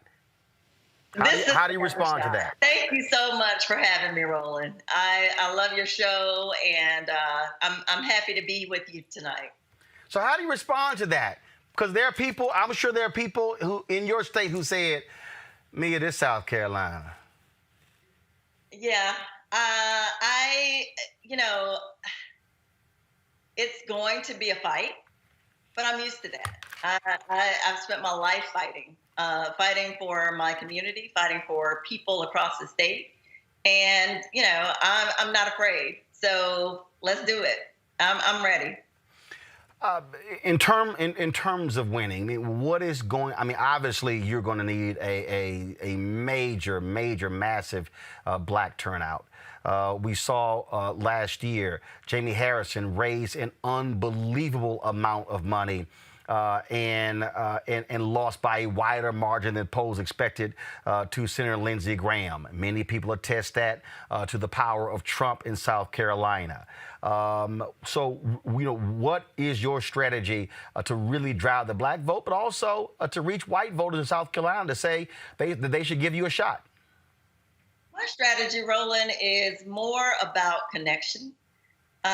Here in South Carolina, we don't have a governor who has the courage to lead. We've got a governor who, in the middle of a global pandemic, when Republicans and Democrats were calling me because they could not get their unemployment, many were unemployed for the first time. Many were struggling, trying to avoid getting COVID-19, and were still exposed, and were trying to get vaccinated. I mean, this governor has botched everything from the unemployment money that all these families needed to just to keep food on the tables and clothes on their kids' backs. And, the vaccine rollout was abysmal. And he has taken zero responsibility. When he exposed himself to COVID, he went and got the monoclonal antibody treatment and was, miraculously cured. But that's not the case for so many across South Carolina. And people are still dying here because of COVID-19. So, we need a governor who has the courage to lead, who can put people above his politics and, really move the state forward. I went back to my hometown to launch because it's a microcosm of South Carolina. It just shows the level of neglect and desertion. And, the fact that so many communities across South Carolina, rural, underserved, impoverished communities of color, and others have just been forgotten by this governor and this administration. I mean, they're prioritizing in the middle of a global pandemic, prioritizing fetal heartbeat and abortion bill. And I want to thank you I think you reposted my speech from the well on that very issue. In addition to that, we're doing firing squads. So we're regressing. Open carry. So it's going to be open season on people of color. I've got 2 young adult sons that I love to the ends of the earth. And I'm going to be that candidate who is not afraid to talk about race in South Carolina, something that, our state and many others across the country have been afraid to address. We don't have that luxury of not addressing the issues that matter to all of us. So I'm looking forward to this fight. Obviously, you're dealing with a conservative state of South Carolina. But with people who don't understand the history, the number of African Americans who were elected in that state, and in fact, in that racist D.W. Griffith movie, The Birth of a Nation, they used the South Carolina state legislature to show inept black folks eating chicken and watermelon on the floor. It was a vicious attack directly on black people in South Carolina. But when Meg Kennard, my buddy, wrote a story yesterday about you running, she posted this on her Twitter page, which was unbelievable. And I had never heard this until I saw her story. She wrote, "McLeod is the first black woman to seek South Carolina's top job. She would also be the first ever black governor in the state whose constitution was reconfigured during the Jim Crow era, weakening the office in the event that a black person were ever elected to it." Right. Wow. Wow. Yeah. Yeah. We are definitely not without challenges in the state, but where there are challenges, I believe there are opportunities. And this is an opportunity for just to give South Carolinians hope for a brighter future. A South Carolina where everybody can thrive, a South Carolina where people are paid wages that they can actually live on, a South Carolina that my sons would want to come back to and be proud to call home. That's what I'd like to build, a new South Carolina that includes all of us. And we don't have that now. We definitely don't have it under the current governor. And we won't have it for as long as he's in office. So I feel like I have to run. I have to do this for my family and all of the families across South Carolina that I serve. Questions for my panel. First up, the historian, Dr. Greg Carr. Your question for Mia McLeod. Oh, no, thank you, Senator. Thank you for your work. And it's funny, your great-grandfather, you mentioned him, heard you mention him in the ad there, Joseph Morris, of course, a Reconstruction legend. He went to Howard, if I'm not mistaken, before he went to USC Law School, right? So, yeah, the thing was, they say Francis Cardozo taught him, and of course, Cardozo was the first black statewide elected official, and them Europeans threw him in jail, and he had to leave the state. But of course, yeah, anyway, that's a story for another day. Actually, it's the same story. You're from Bennettsville, of course, and I think about Bennettsville because of the Children's Defense Fund. We had a freedom school there for many years. How How important is it for the voters of South Carolina and for your strategy? Is it for them to understand not only your roots, but because of your roots, you understand South Carolina in ways that many people, once they hear that, might warm to differently and say, you know what, let me set this other thing aside. She understands this right down to the DNA. How important is that to your electoral strategy? Oh my God, it's critical. That's what I mean when I talk about connection. And I mean, not just connection, but legacy. I am still in awe of what my great great grandfather and my great grandfather were able to do during that time. I mean, it was phenomenal even for that time. But I think about, and it's such a sobering and it's a bit overwhelming, I have to admit, because as I learn more about my great great grandfather, who, as you said, went to Howard University and was, when he returned to South Carolina, he was nominated to serve in the South Carolina legislature. And I got emotional today just thinking about my dad, who is our family historian. He passed away in 2011 and wasn't able to be with us today, but he's always with me. And so is my mom in spirit. But I used to go to Miss Majeska Simpkins' house with my dad and sit with her for hours as they talked about the struggles that she faced and the struggles that my dad always talked about that he and others faced during the Civil Rights Movement. And all of those struggles are eerily familiar to the struggles that our communities of color are still facing today. So legacy and connection and just having that perspective is what distinguishes me and makes me different. And I believe it's what fuels the fight that's in me. My dad used to say, if you see me in a fight with a bear, help the bear. And I mean, that kind of describes who I am. I am a fighter through and through, and I will not relent. I'm not in this race to make a name for myself or to raise my profile or my name ID. I'm in it for the people of South Carolina, and people are excited here. They are energized like I've not seen, and I just want that energy to continue. And for those who want to help us in this fight, even if they don't live here, I hope they'll go to miaforsc.com and give and donate, become a recurring donor if they can, because it's going to take, it's going to take a lot of money for us to be competitive. And it's also going to take, people fighting with us, joining with us in this fight for a better South Carolina, a stronger South Carolina. So I'm just excited to be with you guys tonight to share a little bit more about my story, my journey, and what we're about to do in this state. Amisha, your question for Mia McLeod. Absolutely. Senator, the video off the top was very strong. That ad was extremely special, and I think it reaches the hearts and the minds of many. My question, though, is related to the timing, specifically knowing that you're going into this race in 2022, the time of the midterm elections, the time that Republicans are really rallying their base and their support and are funding specifically a lot of challenges in southern states around what they claim is voter fraud or voter intimidation.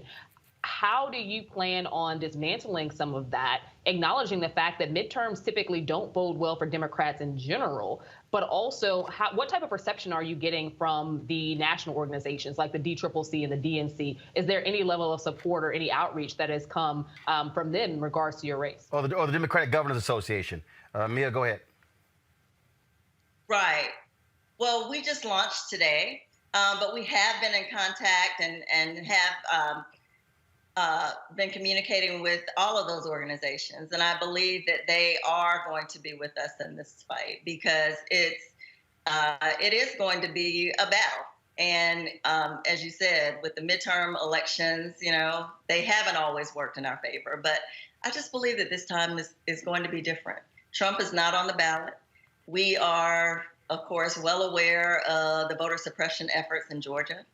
And although we are not at that level of of effort yet here in South Carolina. The Republicans have pretty much a supermajority in both chambers. So, you know, the only way to address that is to address it head on. And I talk to groups all the time about the fact that we can't just depend on, you know, voters to know what changes need to be made.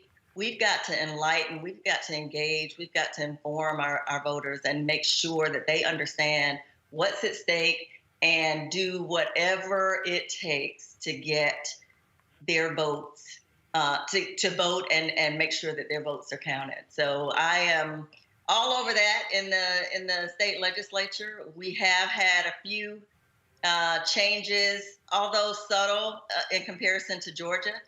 I do believe that those, you know, some more drastic changes are on the horizon, and we're going to fight those to the best of our ability and make sure that our folks, you know, regardless of the ridiculousness of what they come up with, we're going to make sure that that doesn't stop our people from getting to the polls and voting and making sure that their votes are counted.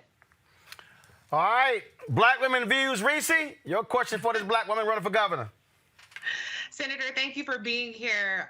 You know, often Black candidates are treated as a cosmetics, diversity, lightweight, niche type of candidate. I like to say that Black candidates, Black women, particularly like yourself, are actually the credentials pick in the race every single time. Can you give us some insight into your specific and unique credentials that make you I don't want to say more qualified than your opponents, because I'm sure you're very gracious. You're not attacking your other opponent, which I wouldn't be mad at, but you're focusing more so on the Republican governor. But can you give us some insight into your specific credentials? You're a state senator. Any particular areas of strength? I know that you've been really strong on reproductive rights and things like that. But is there something that you think really resonates beyond, obviously, the natural base that people assume that you would have with Black voters and resonates across the state? Sure. Yes. I've been serving in the state, in the state house, in the House for 6 years, and now in the Senate for 4 years. So I have state government experience, but I had experience before that. Before that, I directed the state's National Crime Victims Compensation Program, and I launched the state's first Violence Against Women program that was the brainchild, or because primarily of the efforts of then Senator Joe Biden. So those are some of the things that I am excited about. But I've worked for a Republican Attorney General and for a Democrat governor. So I have experience with colleagues, you know, across the aisle and with people who. I have Republicans who support me in my races for the Senate, and I'm sure will be supporting me in this race. Not because I think that's because they know that with me, they have an advocate. They have a strong advocate, a voice, a fighter, somebody who's not going to back down.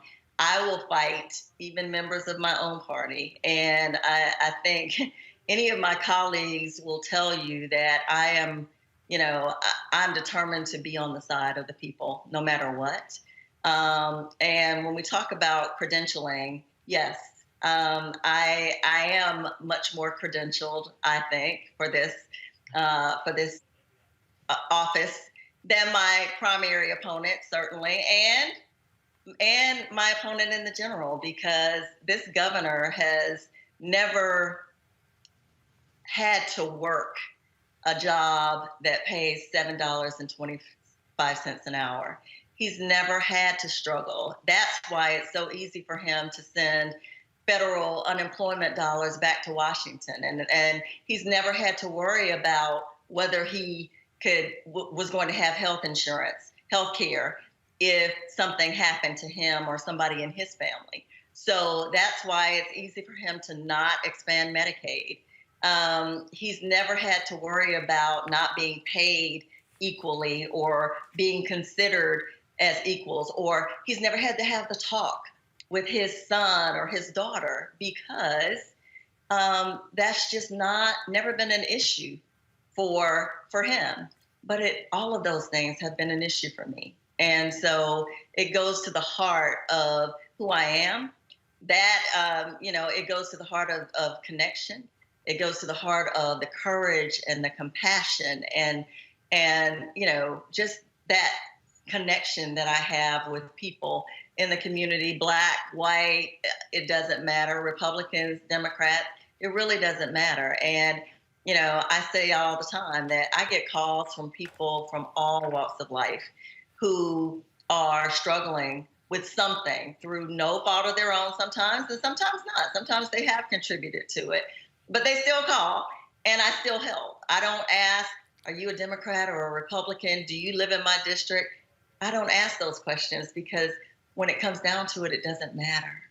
What matters is they have a challenge, and I am in a position to help them overcome that challenge. And I will do everything in my power to do that, regardless of a party affiliation, of gender, of race. But I can promise you that I will probably be the only candidate, and maybe the only candidate in the history of our state who is willing to talk about the issues that really matter to people. Not just now, and I'm not just talking about issues of race. I'm talking about socioeconomic issues. I'm talking about unemployment. I'm talking about employment. I'm talking about jobs. I'm talking about South Carolina is probably not the only state that has jobs without people and people without the skill sets to fill the job. So what we end up doing is bringing people in from out of state to fill the jobs that we do have. And, we're just, this is 2021. We should not be focused on firing squads and open carry on guns and fetal heartbeat bills. Those aren't issues that the majority of South Carolinians care about. They care about being able to live and being able to, just have a decent quality of life without having to work 2 to 3 jobs just to make ends meet.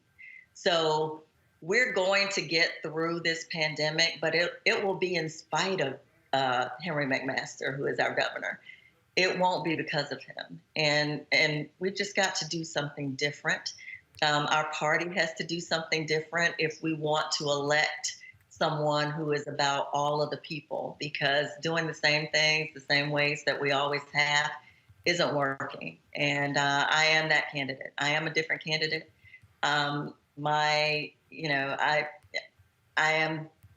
different, as you can see. So I'm looking forward to this fight, and we're going to take it head on, and we're going to win. All right. Well, this was, of course, us in South Carolina at the Jamie rally, where we, of course, live streamed that. So we look forward in 2022 coming to South Carolina and doing the show live from one of your rallies. So we'll figure that out exactly when we do it and where we do it. And so good luck in 2022 in the campaign. Thank you so much, Roland, and thanks for inviting me tonight. Enjoyed it. I appreciate it. Thank you so very much. We'll do it again. Great. All right, folks, got to go to a break. We come back. We'll talk with Virginia Lieutenant Governor Justin Fairfax. He is one of 3 African Americans running for the Democratic nomination for governor of Virginia. That's next on Roland Martin Unfiltered. When I managed a team of 5,000 as vice president of AT&T, I led by empowering my people.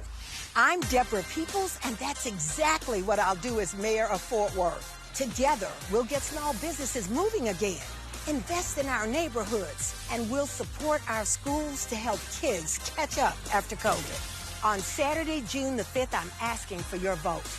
I'll be mayor for all the people to build one Fort Worth. Black women have always been essential.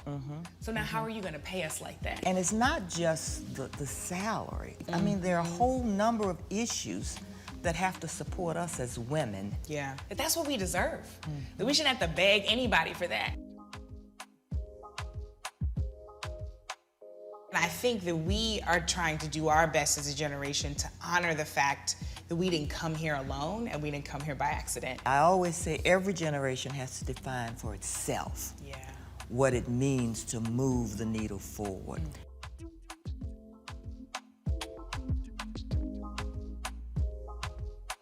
When you study the music, you get Black history by default. And so no other craft could carry as many words as rap music. I try to intertwine that and make that create whatever I'm supposed to send out to the universe. A rapper, for the longest period of time has gone through phases. I love the word. I hate what it's become, and to this generation, the way they visualize it. Its narrative kind of like has gotten away and spun away from, I guess, the ascension of Black people.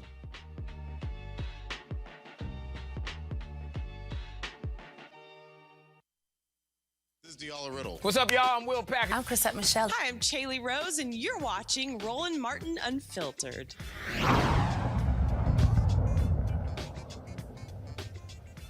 Folks, we're days away from the Democratic primary in Virginia, where there are several African Americans who are running for governor. One of them is Lieutenant Governor Justin Fairfax. He, of course, was deemed to be the leading front runner when he won just 4 years ago. But a couple of women made accusations against him, and he, of course, responded to that. And then also has criticized even the leading candidate in the polls, Terry McAuliffe, of one supporting that and also calling for his resignation moments after an accusation was made. He even challenged McAuliffe on the issue during one of the debates. He joins us right now. Lieutenant Governor Fairfax, glad to have you on Roland Martin Unfiltered. This has not been, you saw this looking a lot different 4 years ago. A lot of things have happened over the past 4 years. Polls are showing the former Governor Terry McAuliffe with a huge lead. How do you overcome that in the last 3 weeks or so before the actual primary? What is your plan? How are you doing that? Well, Roland, thank you again for having us on. And what we're doing is taking our message directly to the voters, as we've always done. And the voters are responding. We have a powerful message around fighting for justice, fairness, and opportunity, and also making historic investments in education here in Virginia. We put forward the most historic, transformational, intergenerational investment plan in our public schools in the history of the Commonwealth, called our 40-30-10 plan. We'd rebuild and reimagine every public school at least 40 years old with a $30 billion investment, and would do that within the next 10 years. We'd also raise teacher pay above the national average for the first time ever in Virginia. And we would also guarantee a summer enrichment or employment opportunity to every young person here in the Commonwealth. And so the success that we've achieved now over the last nearly 4 years that I've served as Lieutenant Governor of Virginia has been just really astounding. We have made so much progress, raising wages, abolishing the death penalty, cast tiebreaking votes to expand Medicaid in Virginia. And so now 550,000 more Virginians have health insurance today as a result. I also cast a tiebreaking vote to legalize personal use amounts of marijuana here in Virginia, becoming the first state to do so. So we are really lifting people up, dealing with racial injustice in our Commonwealth, and that is a powerful record, and it's one that's resonating tremendously with the voters around the Commonwealth. I'm playing a video right now. This is a video of you talking to folks who were voting early in September 2020. What has been the response that you've seen out there? Again, polling is one thing, but what are you seeing, hearing from the voters? And that's really what it boils down to, Roland. It's the voters. And we're hearing that the voters are really focused on the policies that are going to impact their families positively. They want a leadership that's been there with them on the ground, fighting through this COVID-19 pandemic, dealing with issues around racial injustice and criminal justice reform and police reform. These are all things that we have led on. And so what you're hearing, again, from the voters and in communities is really a focus on that message and on that record of success that we've had. And so we go into this election in 5 days on June the 8th. With a sense that we really, really are energizing people, and we want to make sure that message carries through. We also, as you know, have run for statewide office before here in the Commonwealth of Virginia against very well-funded candidates, and the voters have always shown up for us at the ballot box in every part of Virginia, at Hampton Roads, and where I will be actually this weekend, Southwest Virginia, Northern Virginia, Richmond area, Eastern Shore of the Valley. I mean, we've traveled all around Virginia and really are meeting people where they are with a powerful, authentic message. And that's, I think, what we are very excited about going into this election day. You were hit with accusations of sexual assault. You fought back against those. They called for actual impeachment hearings. Your response was you will cooperate in any criminal investigation. And during one of those debates, you challenged Terry McAuliffe on this issue. You were not afraid at all to demand that he speak to the issue during one of those debates. Yes, Roland.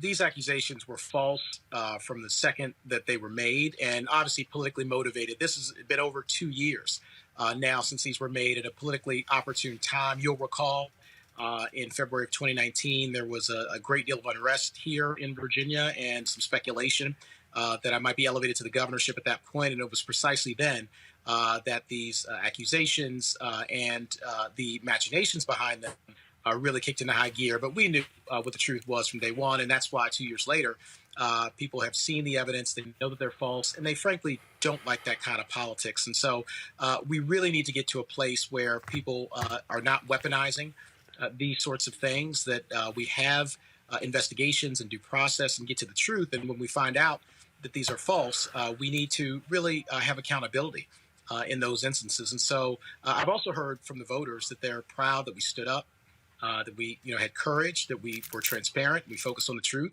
And I think that's really where our politics has to be. It has to be about lifting people up and not tearing people down. And for those who try to engage in that kind of politics for advantage, I think that the voters really do reject that. And that's what I've heard from people on the ground. And so, again, we want to make sure that our politics is focused on the 8.5 million Virginians who really need a champion. They need somebody who's fighting for them, who's been there by their side. And as you know, I've done a number of things in the policy realm, but we've also started to change the course of the history of racial oppression here in Virginia. A week and a half into my role as lieutenant governor, I protested the honoring of Confederate generals, a tradition that had been carried on in the Senate of Virginia for 150 years. And I'm proud to say that today, that 150-year-old tradition of honoring those Confederate generals has been broken. And it no longer happens. It's that kind of courage and leadership and standing up against what we have seen in the past, the worst aspects of our politics and our history, that we need to carry us forward into the future. And so the progress and the success that we've had in this role, again, expanding Medicaid, making record investments in our educational system, focusing on criminal justice reform, those are all things that the voters care deeply about. And so they see through a lot of the smoke screens in politics and instead focus on their families and their communities and lifting them up. And that's what I've done from day one. And that's why we've garnered so much support over the course of many years. Question from panel, Amisha Cross. We got video playing. You were at a Stop the Asian Hate rally, and we're playing that. Amisha Cross, your question for Justin Fairfax. Lieutenant Governor Absolutely. Justin Fairfax. Lieutenant Governor Fairfax, thanks so much for your commitment, not only to equity, but also to advancing education, healthcare, so many things across the state of Virginia, the Commonwealth. As we move forward in this election process, obviously it's going to be tough. It's a tough ride. What do you think are some of the things that you have to prove in order to stand out here? You've definitely got the record, but beyond that, to get people to turn out, to get people to push that button, to finally, envelope around you again, because if this election had been held just a few years ago, I think you would have been the top choice. Today, things look slightly different. We know your record. What do you think it's going to take? Thank you, Misha. I think what it's going to take is, again, us getting our message directly to the voters. And I think the voters really want someone who is willing to fight for them, to stand up for what's right. And particularly as we've come out of this COVID-19 pandemic, which has impacted every aspect of our lives, our economy, our educational system for our children, our healthcare delivery system. They really are facing some of the toughest crises that they've ever had in their lives, and they're experiencing tremendous amounts of hardship. And I think that they want to have someone who has proven that they're willing to stand up, that they're willing to fight under tough circumstances against the really focus in on them and lifting them and their families up. And so you mentioned the course of the last several years, we have had to, really stay focused through a lot of what goes on in politics. And what I hear, though, from so many people is that they're proud and they're happy that they have someone in my position who has been willing to stand up with courage, again, against so many of the forces that we have seen historically that have kept people back, that have left people behind, and that have kept communities from thriving. And particularly when you talk about African American communities, they have suffered the brunt of so much discrimination, of so many efforts to undermine them over the course of many generations. And so it's important to have someone who is willing to go out there and to fight and to have courage and to achieve results. And that's really what we have shown that we have the ability and the drive to do. And I think that that's resonating with so many voters of all backgrounds throughout the Commonwealth. And that's what we're focusing in on in our message going forward. Reese? Lieutenant Governor, I'm not a Virginia resident, but I have the misfortune of sharing the television market. So I have noticed that your opponents are up on the air with quite a bit of ads, and I haven't seen any ads for your campaign. Do you have a strategy? I know that you're the lieutenant governor, so one would think that that would be kind of a built-in recognition and awareness of your record, which, as you've laid out, is quite impressive. But do you have a strategy to reach maybe low engaged, people who are not necessarily out there going to events and things like that, particularly in a pandemic, to reach those and remind people of your record? Because I will say that the ads that I have seen from your opponents are pretty impressive. So how are you combating kind of that disadvantage that you have by not being up on the airwaves? Yes, great question. And one of the things that we have really prioritized is being out in the communities. We have a tremendous network of supporters all around the Commonwealth of Virginia who have been not only carrying our message during the course of this campaign, but really during the course of my entire service as Lieutenant Governor. And so people have gotten to fortunately see me, on the ground in their communities during some of the most trying times that we've had here in Virginia. And so you have seen, as you mentioned, a number of ads. I'm sure you'll see many, many more. There's many millions of dollars being poured into these races. But we've also been in races before where people have poured millions of dollars into those races, and we've been outspent before. But I think what is key here is voters really understanding and believing that you have their interests at heart, seeing that record, that you're willing to fight for what is right and to fight for them. And again, through COVID-19, through the unrest that we saw last year, where I was on the ground during the protests of police misconduct that were happening, the Confederate monuments, and I was really always with the people, and I've always been with the people.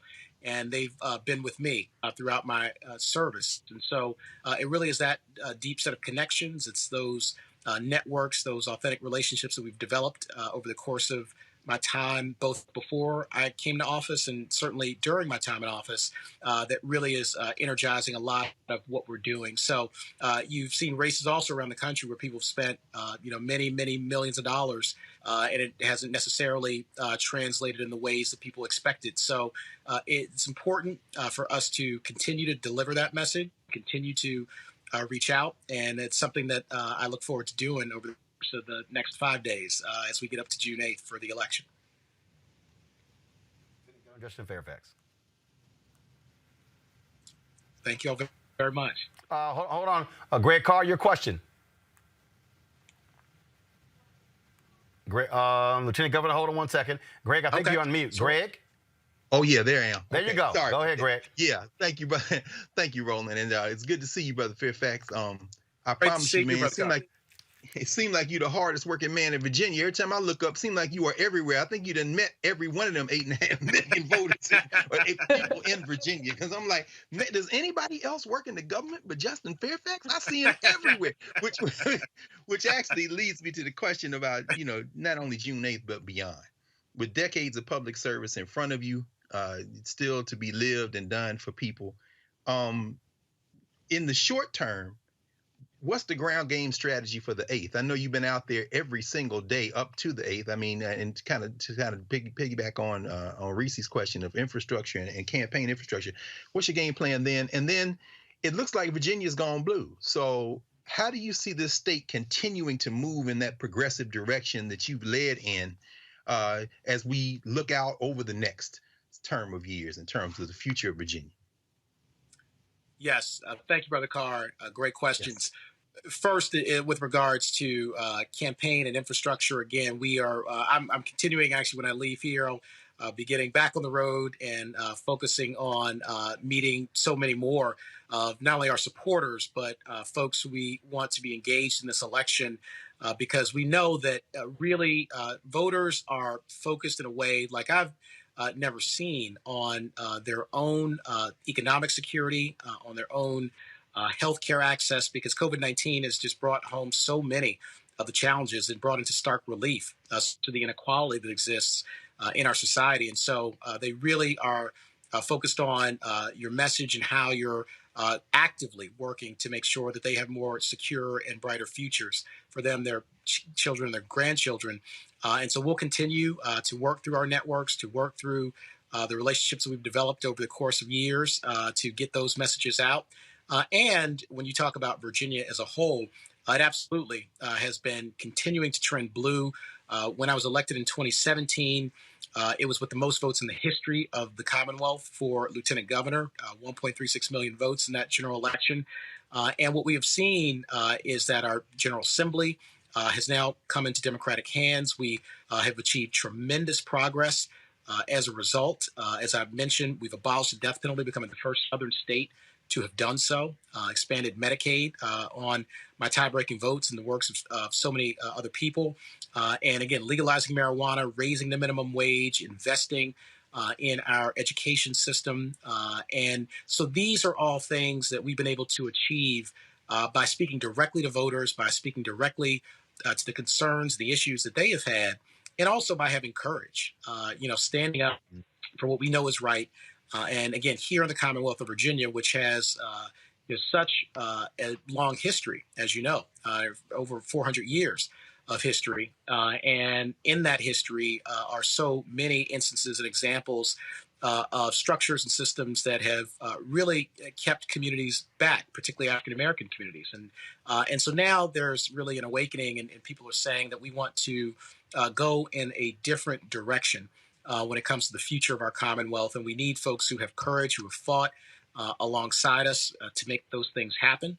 And so we're going to continue to have that courage to stand up, to fight, and to have that message be delivered. And so that's really what we're doing, not only for the next several days, but as you mentioned, going into the future, which we know will be very different and much more positive as a result of the work that we're doing together. Mm-hmm. Governor Justin Fairfax, we certainly appreciate it. Thank you so very much for joining us here on Roland Martin Unfiltered. And as always, an alpha man who is doing good things. We'll see what happens on June 8th. Thanks a lot. Great. Thank you all so much. God bless you. Take care. Thank you very much. All right, folks, y'all know what time it is. No charcoal grills are allowed. I'm white. I got you, bro. Illegally selling water without a permit On my property. Whoa! Hey! Give it to me. You don't live here. I'm uncomfortable. All right, folks. Monday was, of course, Memorial Day, and in Ohio, event organizers were not happy at all that a white retired lieutenant colonel dared to actually give the history of Memorial Day. Joe, did this actually happen? Memorial Day was first commemorated by an organized group of black freed slaves less than a month after the Confederacy surrendered. Recent years, the origins of how and where Decoration Day began has sparked lively debate amongst historians.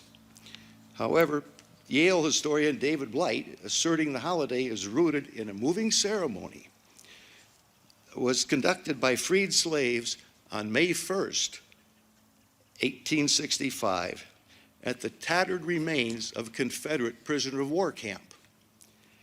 It was a Charleston, Washington racecourse and jockey club, today known as Hampton Park, The ceremony is believed to have included a parade of as many as 10,000 people, including 3,000 African American school children singing the Union marching song, John Brown's Body. They were carrying armfuls of flowers and went to decorate the graves. Interesting that there would be a tie back to Hudson with that song from John Brown. Most importantly, whether Charleston's Decoration Day was the first is attended by Charleston's black community. AJ, Mike. We'll continue on. This is why you moved in closer, so you can hear this. All right, y'all. So there, he decided to continue to speak, and it was after, we don't have it here, he continued to give the history, okay? And after he gave the history, and then went back to the part of his speech that was not part of the black folks in history, they turned the microphone back on. Okay, so the president of the Hudson American Legion Auxiliary, Cindy Sushan, she admitted that this is her quote to the Washington Post, to Akron Beacon Journal. We asked him to modify his speech, and he chose not to do that. Well, he was under the impression that, again, y'all asked me to speak, I'm gonna sit here and give my speech. Speak your speech. and so now it was only two people who could have made that decision, and Kempter did not want to call out exactly who made the decision. One of the folks, it's right here. On Wednesday, Sushan confirmed, this is the Washington Post. On Wednesday, Sushan confirmed that, let me find it right here.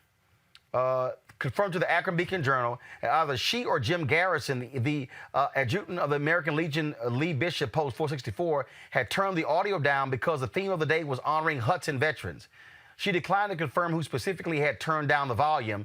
Of course, that fool wouldn't even comment, said he had nothing to add. The Ohio American Legion is investigating the incident. Reese, Lord, these white folks will even check a white man. A white retired lieutenant colonel, and it wasn't even like it was his whole speech. He was just saying, this is the history. You know what? I'm tickled pink by how much that triggered them, because that was a very mild speech. I mean, it wasn't like he got up there and said, Black Lives Matter. I mean, good Lord. But, it's so funny because, okay, let me say this. The melanemic, to borrow from Jane Elliott, are so full of shit, because all this weekend they was having a whole cow about Vice President Kamala Harris's tweet and honor the troops and, patriotism, X, Y, and Z, and you need to recognize the history, and there's all this, history behind this long weekend. And here you have an actual decorated veteran who is actually explaining, a white man who is explaining the history, and they can't even handle it. And so it's not funny, but it is funny, because even just the mildest reminder of the just sordid history of our country, and actually reminded the melanemic who lost the war, which is the Confederacy, is enough to send him over the edge. But, I applaud Lieutenant Colonel for carrying forward with his speech and for not letting them silence him. And, they were able to turn him down, but they weren't able to silence him, because you can't silence the truth. If you guys don't want to admit it, that's fine, but it's still out there. Amisha, it's laughable with these idiots. And I love it how they say, well, the speech was supposed to be about Hudson veterans. The man remarked about John Brown, whose family settled in Hudson, Ohio. Roland, I think they have to consistently be reminded, Black history is American history. American history is Black history. And trying to erase Black history and Black contributions to things that have been nationalized. Memorial Day is a very important holiday that has been celebrated across this country for decades now, for generations. And to eradicate the fact that Black people actually created it, the reason why it's celebrated is because of Black people. They don't want to hear it from Black speakers.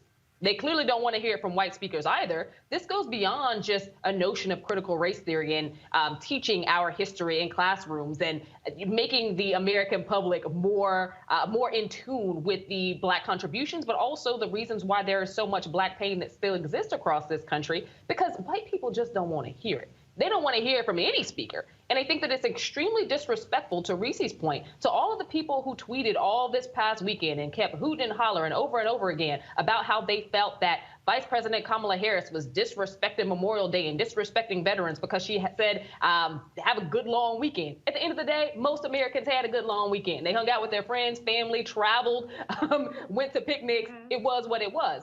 On that same token, you have a decorated veteran who is speaking and honoring the contributions of veterans, honoring the holiday, mentioning the history of said holiday, which, yes, includes a strong contribution from Black people who created said holiday. All of a sudden, his mic gets cut off right when he was about to get really deep into it. And by really deep, I mean probably 3 or 4 more sentences. They just didn't want to hear it at all. Greg, we started this show talking about these white Democrats who don't support H.R. 40. We already know the white Republicans don't support it. Mm-hmm. Here was a Memorial Day event. Memorial Day. All the man was saying was who started Memorial Day. And these white folks couldn't even handle that. No, of course not. But as you said, and as Reese has said, and as Amisha said, you know, this is where we are, but this is where we always been, Roland. This is just another little battlefront in the cold Civil War. I love and appreciate them for this because they're dropping all pretenses. With your indulgence, I'm going to channel my inner John Brown, who, as you said, from 5 years old to about 17, lived in Hudson, Ohio with his father, Owen, and moved the family there from Connecticut. I'm going to channel my inner John Brown. When John Brown and those 19 guys went into Harper's Ferry, Virginia in October 1859 with 5 Black men as well, including Dangerfield Newby, who came out of enslavement and said, I'm going to liberate my wife. They were trying to set off what became the Civil War, and they probably did help do that. Lieutenant Colonel Bernard Kempter understands that, and the open enemies of our common humanity that cut his mic, I respect you all because you're fighting for something. You believe it.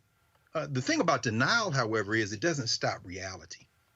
So you can get your 43 states and try to stop us from voting. That's fine. You can have your affirmative action hires in places like Duke, where Mike Krzyzewski hands off his job to another unqualified white man, and up in Boston, where Danny Ainge retires and another white man gets promotion, and even Stephen A. Smith walks off the set in disgust. Y'all can keep it up, but your little country is just about over. Now, I'll say this in the context of what happened on Monday. When you see Lieutenant Army Colonel Bernard Kempter say that, as you said, it wasn't, as Misha said, and Misha, you just said it, it wasn't going to be but a couple more sentences, but you just came back from Tulsa, brother, and the brother who did the children's book, who did the illustration on the children's book on Tulsa, he also did the illustrations on this little book. It's a good book for your children called, guess what, A Day for Remembering. There's Floyd Cooper. This is the history of that Memorial Day he was talking about. Roland, let's just pause here. Those Klan-adjacent white boys between Akron and Cleveland and that little place called Hudson, Ohio, which has racial problems at Hudson High School the past couple years, they're fighting for something that is a betrayal. Forget a betrayal of America. It's a betrayal of our common humanity. Because what Kempter was telling them about in May 1865, those Black soldiers in Charleston, South Carolina, went into what was a Confederate prison camp, dug up the bodies, Roland, dug up the bodies of the soldiers who had died in the Civil War, irrespective of their race, Black and white soldiers. But these Black people dug up the bodies, gave each of them a decent burial, and then 10,000 Black people. He mentioned David Blight, but with all due respect to Professor Blight, a Black man and Black women have written about this for years. My man, Willard, I can't think of his name, Jenkins. Wilfred Jenkins at Temple University wrote about this in his book on Charleston. 10,000 Black people showed up that May the 1st and decorated those freshly dug graves with flowers, including 3,000 school children, Black school children who did it. Black school children before the end of the Civil War? Yeah, because they started schools immediately. And I love this picture.